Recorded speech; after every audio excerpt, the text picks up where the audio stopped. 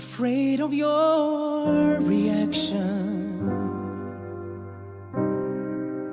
I know what I've done was wrong. I chase a new direction in my life. Allegrija.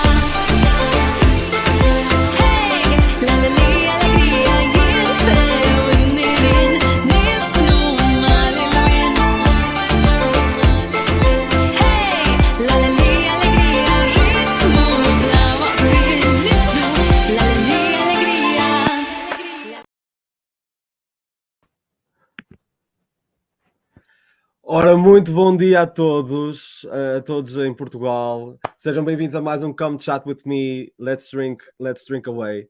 Este será mais um episódio especial, especialmente pela hora. Um feliz domingo de manhã a todos. E também especial porque será maioritariamente em inglês. Passing along to English. Good morning, everyone.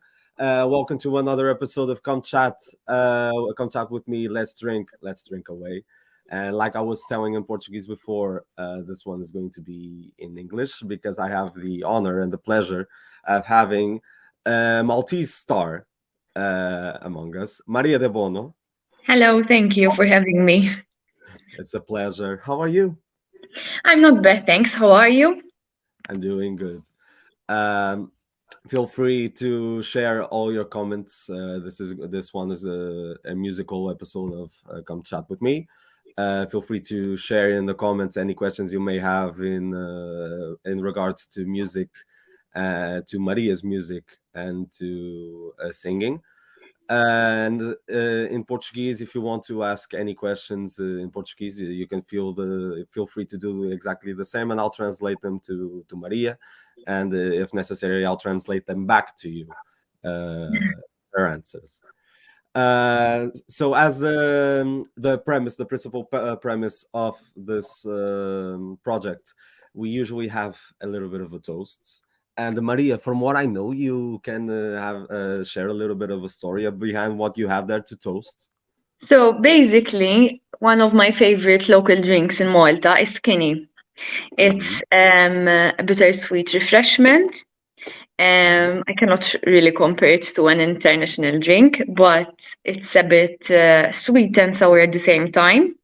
And it's my favorite in summer, although even I drink it in winter as well, cold. But in summer, it tastes really good when it's really hot. We have like a very hot weather in Malta. And it has a little bit of orange taste as well. In fact, it's orange flavor and aromatic herbs. Wow. And this is okay, it's an empty bottle because I just poured it. But basically it's local, and if you ever come to visit in Malta, go ahead and taste it. For all the people who are watching too, if you had visited Malta, or if you ever get the chance to visit Malta, you now know that's what you have to drink, nothing else. Like 2 liters of that per day. Yes, and sometimes we even take it with Aperol. With Aperol spritz. Yes, and we put a little bit of Kenny, and it tastes really good. Ooh, that's another idea. Yes. I have it in mind because Aperol spritz we have here around some places, but Kenny, I've never seen it before. Probably we may find it in like international stores, like in the biggest cities here in Portugal. Okay. I'll try to take a look. If anyone who may be watching knows about this drink, let me know where I can find it so that I can buy one to try. So then, Maria, to start off this interview, thanking you again for accepting this and being a part of the project. I would suggest a little toast for us. Yes, of course. Cheers to you. Cheers. Thank you again, and I hope you have fun with this little interview / chat. Thank you. Thanks. So, like I said beforehand, I contacted you because of your singing. And I would like to know a little bit about what got you into singing. Was arts and music something that was a part of you since you were little? Yes. So basically, since I was 6 years old, I always liked to watch the Eurovision with my family. Okay. And when I was 6, we actually came second in Malta in the international Eurovision. With And Chiara? yes, exactly.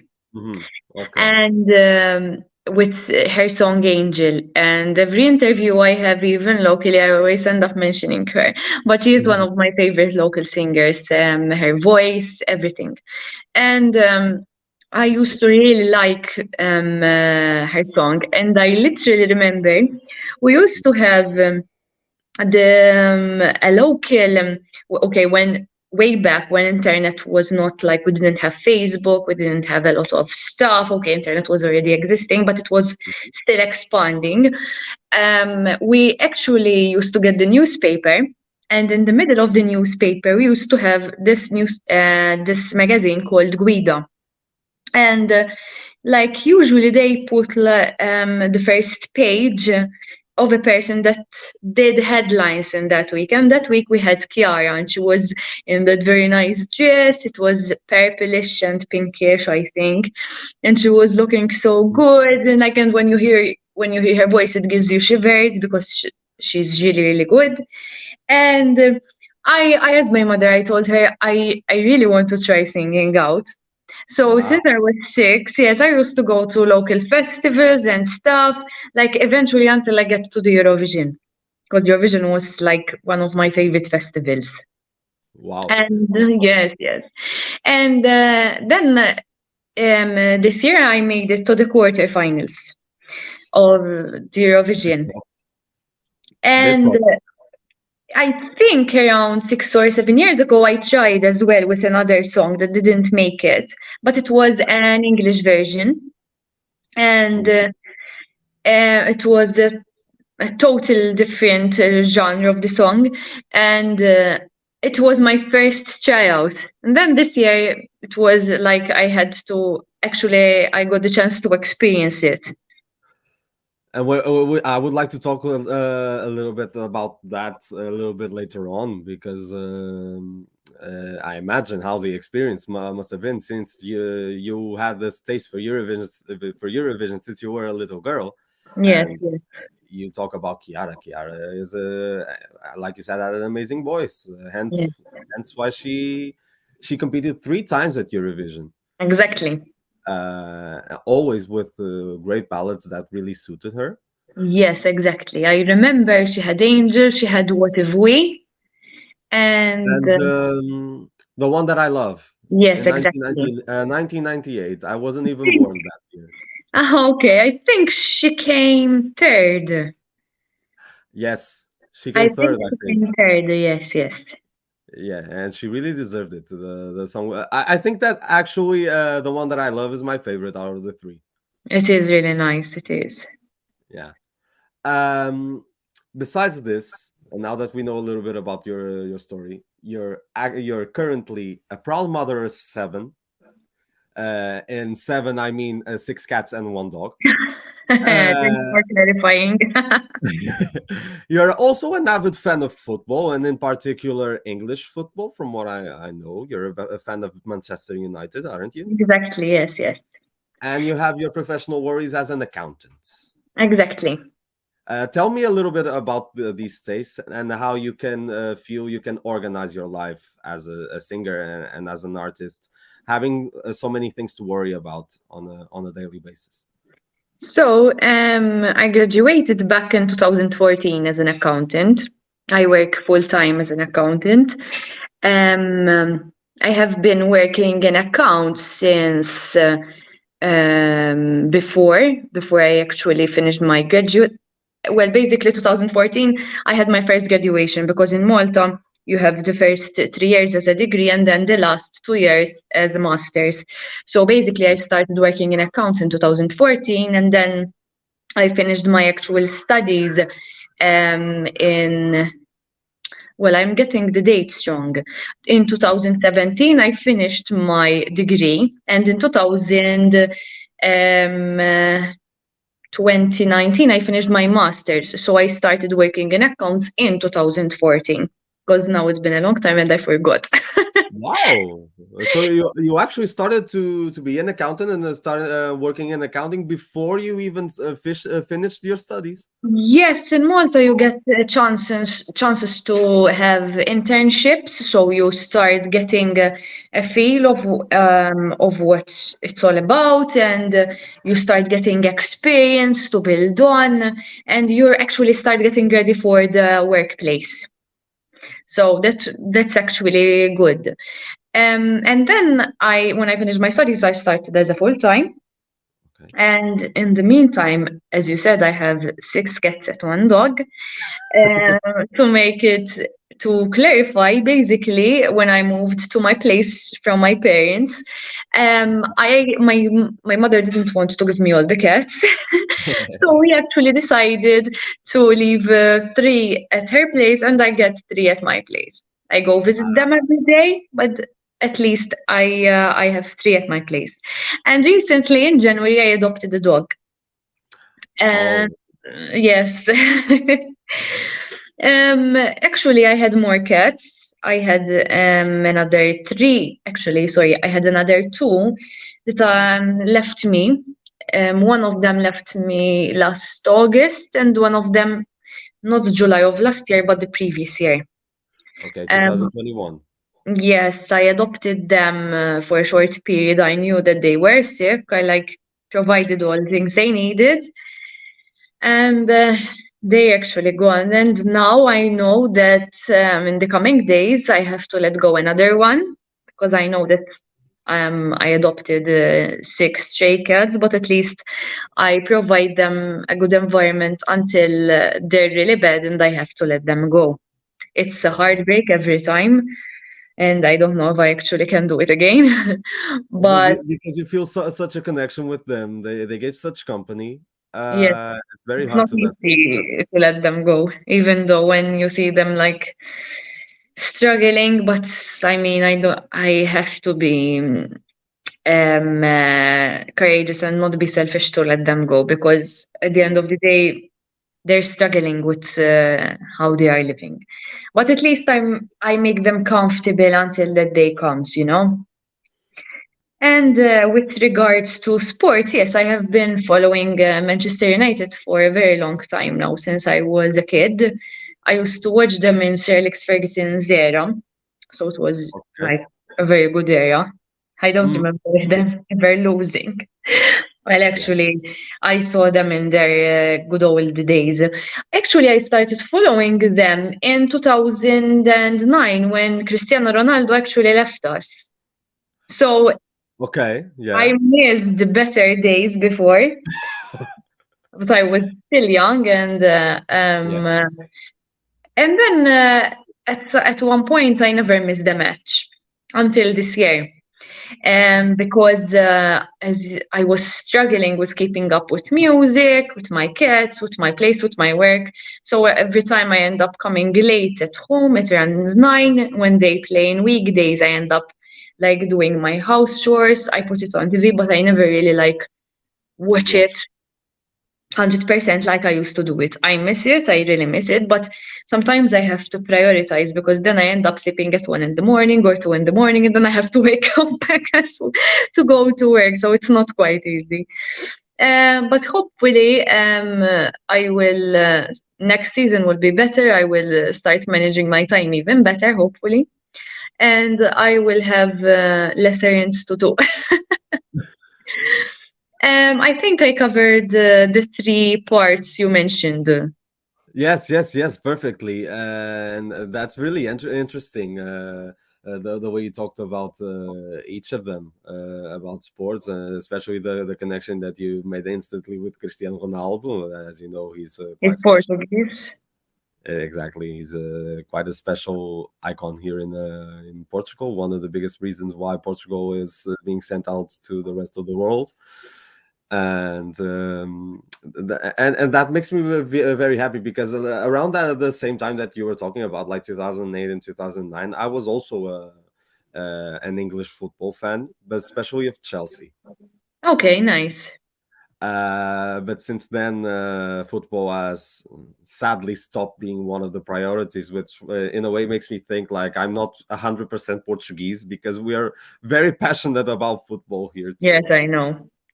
And I remember there were more Portuguese players with us. We had Nani, Mm-hmm. and he was Yeah. quite good. And I remember, I am sure we have a Portuguese player at the moment. It's Diogo Dalot. Yes, I've heard of him. He is a part Yes. of our national team right now, I believe. Yes, exactly. He plays with Manchester United. I'm not sure if I'm forgetting another one. I think I'm forgetting another one. Because You for sure know more about football than I do. So I would, even if you got this wrong, I would 100% trust your answers. Because like I said, now currently I'm not that attentive into football. My kind of sports is another different genre. But sadly, football. In regards to football, I'm in a minority here in Portugal, okay. I have to say. But one thing that we have in common is the taste for Eurovision. Yes, exactly. And one thing that I found quite interesting, please correct me if I'm wrong, if so I can fire my sources. You've competed in 2010 for the Junior Eurovision too, Exactly. on flag, right? Yes, yes. How was that experience like? That was actually really, really nice because it was my first like big competition in Malta, and it was a different style. I was much younger, but it was an amazing experience. At the time, we were around 65, but thankfully, I made it to the finals, and it was a very, very nice experience. I had like dancers, I had a guitarist and two backing vocalists, I think. Yes, yes. And it was an amazing experience. It was held, if I correctly remember, in a school, like before when we didn't have the big tents in Taali at MFCC. It was usually done in a small hall. But it was still an amazing experience. I mean, it was my first big experience. And then after that, in 2012, I actually competed in a local Maltese festival. It's concourse Canzonetta Indipendenza, and it was the only year I took part, and it was in Maltese as well, obviously, because it's a Maltese festival. But that was the only time I competed in it, and then I wanted to focus on the Eurovision. Right. Okay. But in the meantime, you also took time to share some covers. If people follow you around on social media, people can see that you sometimes share some covers. And Yes, yes. So your taste for music, especially since 2012, like you talked about that festival for independent artists, right? It's Concourse Canzonetta Indipendenza. It's held on our feast, Independence Day. Right. Okay. In September, and this festival comes up, and like people participate in it. Like for example, we have another one which is called Dania tal Popolo, but that will be held very soon. If I'm not mistaken, I don't know if it's in May or June. We have different festivals to portray different local artists. Like for example, now we have this new festival. New, actually, it started around 3 years ago again. It's Musica Musica. It translates to music, music. Wow. Yes, yes, and it has a monetary prize if you win. Plus, you get to sing with the orchestra. and it's very popular with the Maltese because we got to see even previous Eurovision singers that won the festival. Like, for example, I remember we had Glenn Vella, we had Kurt Kalleja, we had Aiden as well, even though he didn't win the Eurovision, but he's quite famous in the Eurovision industry. And they had quite good songs. There's actually more I'm still remembering. We had even Malta really is a land with an enormous cultural and music background. Yes, even the Maltese music, yes. Even though like we're a very small country, we actually love the Maltese music. I remember there was Claudia Faniello as well last year, if I'm not mistaken. And like we had very good submissions.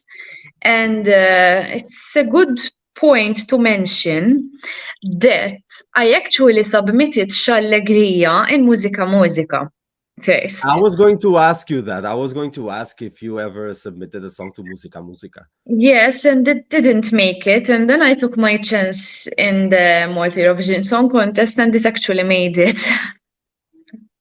And this is the perfect point to start talking about it, because I was going instantly to ask you about Allegrija and the process of the creation of the song. You co-composed it with Cyprien Cassar and Mushu, right? Yes. Allegrija, I never wrote a Maltese song before, so this was my first time. And Cyprien and Mushu actually composed the music, and I did the lyrics, and then we actually did the English version as well. Mr. Drummer Boy? Yes. I didn't focus on that a lot. I actually submitted both for the Eurovision, but they chose the Maltese version. Oh, okay. Interesting. Yes. Because there weren't a lot of songs in Maltese this year. That must have been because of how distinctive it sounded, Allegrija, with the Maltese lyrics. Yes, no, we actually didn't translate it. It's like a different topic. I think actually we used the same melody. We only changed a little bit. Okay, got it. In regards to that, I will also like to ask you, since you talked about Allegrija being the first song that you wrote in Maltese, what differences did you find in between writing in English, which is something that you're more used to, and writing in Maltese? Do you feel like it's harder to write in Maltese since it's your language? I think, well, actually, some people in Malta feels that it's easier to write in English, but it actually felt more natural to me writing in Maltese. Maybe it's because I didn't write a lot of songs in English, because I only co-wrote one song in English with Mushu on one of my singles, Self Love. But I think it felt more natural. You know, I had some drawbacks, which, like, actually first I wrote one version and then I wrote another version, but the final version I was actually really happy with it. Now I understand. What do you mark about the overall experience, since you got a little bit of a taste with this participation at the MSc? You got a little bit of a taste of what the childhood dream you had since you were 6 years old. Yes, exactly. Yes. It was actually really nice because this year it was the first time they introduced the quarterfinals. And they did it over 4 weeks. We had to experience some social media contents. We had to experience like meeting with all the contestants. It was very, very nice experience. Wow, that's very good. Does this give you more curiosity to try out like next year or in a soon future? Yes, I am. Actually, I am looking forward to submit a new song this year. Hopefully, I'll make it to the semifinals. Hopefully. You have my full support. Thank you. Another moment that must have marked your career as an artist was the MMAs, the Malta Music Awards. Yes, yes. And you winning the Agencia Zazach Award as the best upcoming artist. Yes. How did it feel like receiving such recognition, national-wide recognition for your music? This was related to a song you have on SoundCloud. Is it? It's Blackout, isn't it?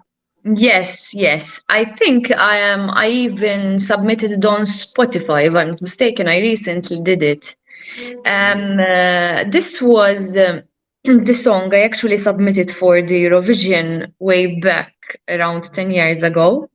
Okay. And it didn't make it. And then in 2020, we had this option to submit one of our songs with Agencia Zaza, which translates to agency of like teenagers. It supports locals, etc. And I actually submitted it, and it actually won. It was amazing because it was my first time actually attending the Malta Music Awards. And to win it, it was even it was a very nice experience because I had to meet like a lot of local music artists. I remember there was Brooke, there was Ira Losco, there was Gaia, there was like to be there with amongst these talented artists in Malta. It was amazing experience.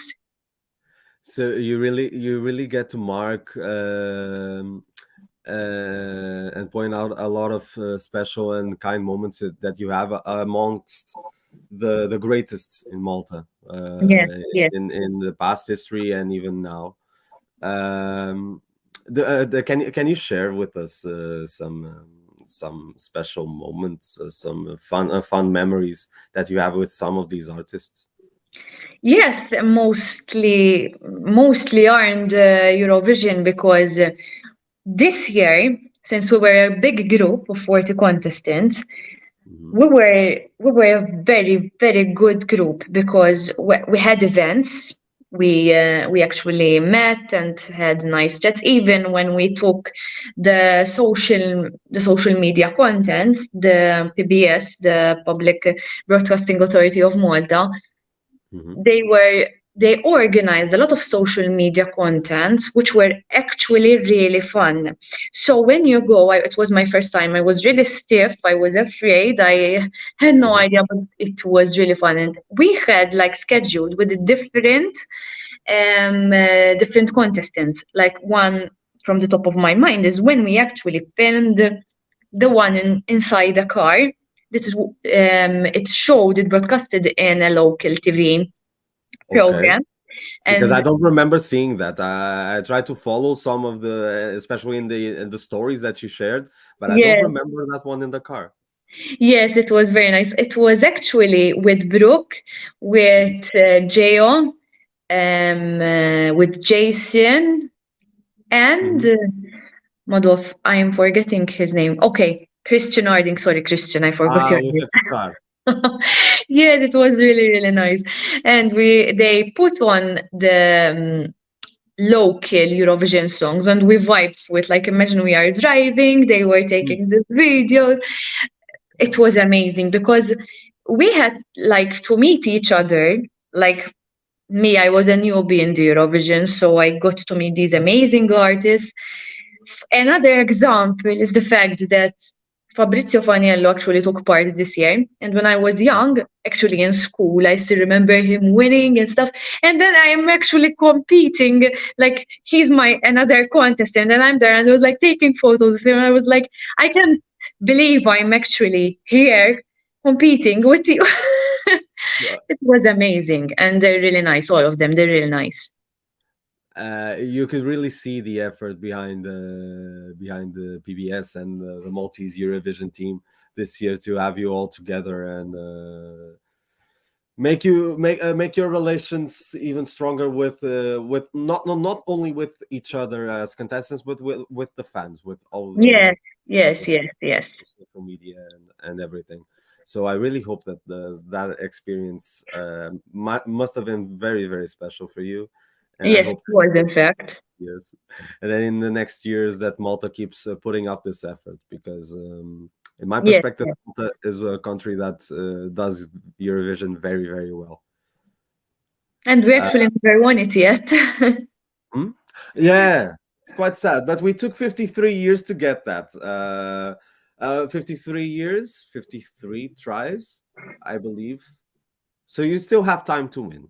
We don't know. We don't know if that's going to happen with the busker this year, but I'll be Yeah, supporting you too. they're amazing. I wish them all the luck in the world. And I actually think it's a very good submission. It's a different submission than we usually have, but Mhm. I'm really vibing to it. I think even though they're in the semi-final, where personally I think it's going to be really hard with those submissions, but I think they have a very good chance of making it. That's true because they're competing with us. They're opening the first semifinal, aren't they? Yes, yes. We're quite close in that perspective. We're going to be number 5, so our hearts are beating close, Yes. and hopefully I can support Malta with at least a vote, one vote at least. The question I would like to leave you with, this is the come chat with me of general question. Okay. One thing I really have as a life motto, one thing I really believe in is the immortalization of arts, and how arts should be guarded with much passion in the future generations. I would like to ask you, what would you like to leave for the future generations to know about what you are and as an artist and what you did in music? Um, uh, for example, this is a very good question. While I'm working, I always listen to old songs. So basically, don't get me wrong, I like the new songs, but not as much as Brian Adams era,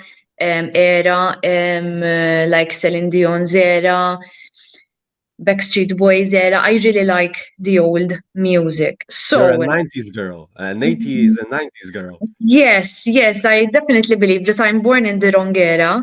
Me too. Even in Even in terms of clothing, I really like the clothes that they used to wear before. Even though they are becoming in fashion again, believe me, it really hits me that I'm born in the wrong era. And I and like when I'm listening to it, it feels like they are quite old now, and I actually love their songs. Even Air Supply, but I still remember that when I was young, my mother used to listen to them all the time, so I had to become a fan, And Mhm. the ABBA, and so I'm listening to them. I'm still listening to them. How great would that be? That even when I'm gone, I have my own music still being heard, and they are still vibing to it, and that would actually be amazing. That's my thought, because I'm actually reflecting this while I'm working and listening to this music. But I actually love Italian songs. Okay. I'm in love with Italian songs. I actually understand Italian, but I don't know to speak Italian very much. I actually want to learn it one day. Mhm. I actually understand it because we have Italian programs in Malta, and I used to watch it when I was young. And I actually attended an Italian concert last year of Ultimo. He was actually one of the participants in this Of year's Sanremo. Sanremo, yes. Yeah. I really hoped he would win, but Mhm. Marco actually won. Yeah. Ultimo, I have been following him for quite a long time, and his music is a poetry. He writes his own music. It's it's amazing. I'm a big fan of Ultimo, and actually I had a very good time last year. I went to Naples to watch him, and Wow. even though it's new music, that is one of the few new music I like. Wow. Okay. Okay. So you like me. I also feel exactly the same as you. Like I was born in the wrong era. Me, especially with the 70s and 80s, because I'm a big disco kid. I'm also in love with the classics of the 80s, more like the Depeche Mode, Aha, more in that genre, the more emotional ballads and that, and jazz, and Yeah. because I really love jazz, and I also understand what you say, because some of these tastes were given to me by my mom and dad. Yes. Yes, and I even remember me watching and hearing old songs which my grandpa likes, like for example Frank Sinatra, which is very old, Johnny Cash. We still listen to his music. I mean, that's even before. I think that is 60s, if I'm not mistaken. I'm not sure. Possibly, yes, 50s, 60s. It's not even 70s, I think, but I actually love those songs, and even it gives good vibes. For example, I'm trying to remember a recent teleseries I watched, and it had I forgot its name, but I clearly remember that they had this old mic, this old 40s and 50s mic. Their hair is literally in up style with those little bands, and then they had these dresses with pleats and maybe those. With a lot of sequins and a lot of glitter. Yes, it's really nice. It was a nice area. Even the music that they used to play, it was a relaxing, nice music. Sometimes I hear it, but I'm more 80s and 90s. And sometimes do you think that it would be interesting to go in that direction and in music and try to bring back some of the melodies from the 80s and 90s into today with Yeah. music? Yes, I think it's a risk, but I think it might work. It depends on how you style it, how you portray it, and the artist who portrays it, because sometimes it doesn't suit every artist, you know? That's true. I think it would suit you perfectly. Thank you. From what you've shown so far, I believe that that could be a step in the right direction. And talking about steps in the right direction, what are some of your dreams that you still have to fulfill in music? Well, I really want to make it to the finals of the Eurovision and actually perform on that stage. Even though the quarterfinals was held on that stage, it was recorded beforehand and it wasn't final. That's one of my dream. I have a dream of actually hoping that one day I would issue an album like with around 8-9 songs. That would be really nice. And I have like a mixed music of ballads, pop ballads, but in that type of genre. And maybe that one day I would be able to experience some gigs with like the local Maltese and stuff. They are vibing to your music, even if it's in fact like you're singing cover versions. Before COVID, I used to sing in a local pub, and we used to sing the local Maltese songs. We have like even like old people vibing. It's amazing. It gives me a memory back to 2016. I was on a cruise ship. And I was with my mother and father-in-law and my boyfriend, and we were walking by, and there was a poster. And there was a poster showing that there would be a competition, but competition not only in music, like you can sing, you can dance, you can do everything. And my mother-in-law was like, "Oh, go ahead, apply." And I was like, "No, no, no." And she actually applied for me. And then, sorry, excuse me. And then when I went there, we had rehearsals in just one day. Okay. And there was this band. So we actually are going to sing with a band, which was really cool. And there were the Maltese people. And this cruise ship left from Malta to Malta. So basically we went to Barcelona, Marseille, I think, Genova, Rome, and Palermo, and then we came back to Malta. It was a 7-day cruise ship. And then we went to sing it, and they told me, which song would you like to sing? And I told them I want to do I Will Always Love You of Whitney Houston, one of Wow. my Okay. favorite artists. And I Yeah. actually sang it. There were the judges, and I actually won it. And Oh, while I was thanks, singing Mom. it, Thanks, Mom. while I was singing it, there were these old, I think they were actually all old, but Maltese people. And they, when there was like saying, she's from Malta, I was like, Maltese, she's from Malta. They were really nice. I wanted to hug them all because Oh, they make you feel really good. I still remember there was a little child, a very small boy. He was like 7 years old with his mother and father. And he came to me. I was still very young, please note. And he told me, I think you sang it better. And I told him, no one can sing it better than Whitney Houston. She's the goddess. But he what a was so compliment. cute. But he was so cute.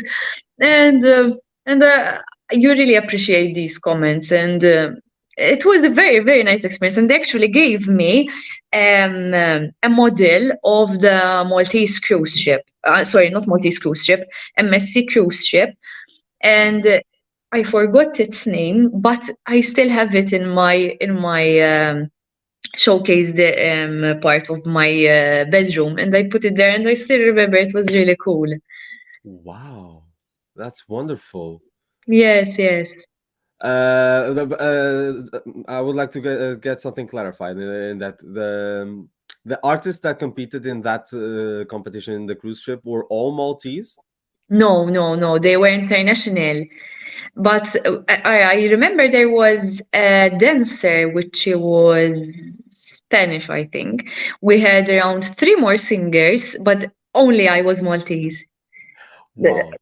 Yes, only I was Maltese. And we had some guys that did like magic tricks and stuff. It was really cool. It was, I still remember. And then this year, last year, I got the chance to go on another cruise ship, but we went to Norway, to Denmark, like in that area. Mhm. And this competition wasn't there. But there was this karaoke stuff, and my friends told me, let's go. And they actually sang Simply the Best by Tina Turner. It's a different song, but I really love it. And believe me, you get the vibes from different people. It's not a competition, it's like a gig.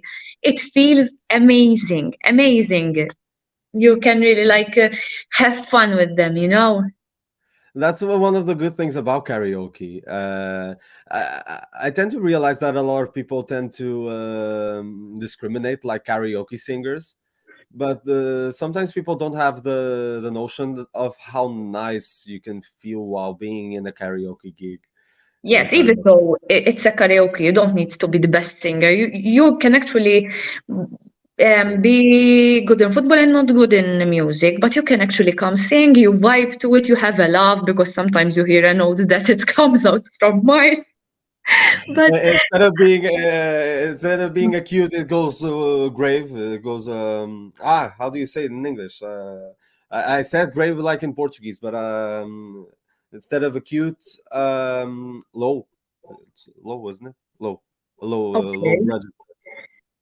A low note, you mean? Yeah, that's it. I love how I got this brain freeze for like 10 seconds, only because of a music note. Yes. No, it's actually really fun. I think, like, because everyone can participate in it. You know, you don't have to be a singer. You know, it's a fun thing to do. You know. Starting from the smallest of audiences into being performing on big stages, you can always have the same fun and Yes, always have the same love for music, and that's what I find beautiful in music. exactly. Maria, I don't know if you have some final words to share about you, so that the people who may watch this can get to know a little bit more about you and how they can follow you. Actually, first of all, I would like to thank you for this invitation. And even though now it's April and Eurovision, the local Maltese Eurovision has gone in February. Yeah. But they can actually follow me on my social media, Instagram, TikTok, Facebook page. I even have my my personal Facebook account, which they can follow me on. Hopefully, I have planned some more challenges in music this year, which they can follow. But they can actually follow me on. I actually have my music on Spotify as well, and they can actually catch it there. And I mean, I think that's it. We have in the description of the event your Instagram and at least one of the links to your Facebook, so that people, if they want, can follow you around. Thank you. I don't know if you have if you've had any new Portuguese followers recently. That would be really cool, actually. I think so far, I don't know all the followers from where they are, but since I submitted my song in the Maltese Eurovision, I got some new followers, foreign followers, and I think there might be some Portuguese, but I am Maybe actually one not of them. sure. You are, yes, you are. I am sure about you. Oh, that's good. Thank you. No, you saw how much I supported you with Allegrija. I would love for Allegrija to be a song that would play here in the summer.